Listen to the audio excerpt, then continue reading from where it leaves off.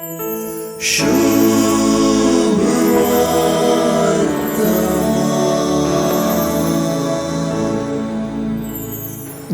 आपल्या रूपांतरासून बोगोशी सांग दितस आपल्या शिसांग सोडूंक असाध्य जाल्लो देवसार दावडावन देवसार लागल्या भुरग्याक गुण केलो.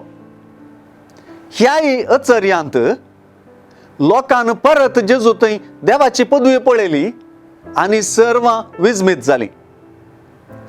आयचे सुवार्थेंत कालचे परी महत् कार्यांच्या फाटाफाट आपल्या शिसां लागीं जेजून आपल्याच अंत्या विशीं उलोवचें आमी आयकता. अचर्यांची गोडसाण चाकून आसच्यांक कश्ट मरणाची सुवार्ता कोडशी लागता म्हणून न्हय, बगर तांकां ती समजच ना. अचर्यांत देवपण सलिसायेन समजता, पूण कश्ट मरणांत ते मिस्तेरा बरीत जावन परगट जाता. आयच्या सुवार्थेंत तें स्पश्ट दिसून येता. देखून सुवार्थेकार जेजून आपल्या शिसांक आतां हांवें सांगचें तें तुमचे मतीन बरें कोंचू. मनशा पुताक बेगीनच धरून लोकांच्या हातान दितले म्हणटना कितेंच समजना.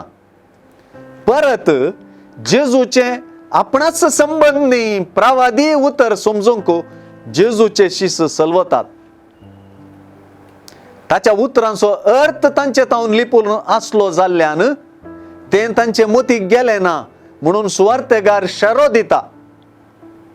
तर ह्या उतरांचो अर्थ कितें आसयेत? शिसांत तावन लिपोवन आसची गजाल कितें? ह्या सवालांक जाप सोदप सुवार्ता मुखार व्हरता आनी तीच गजाल सुवार्थेचें तिर्ल जाता.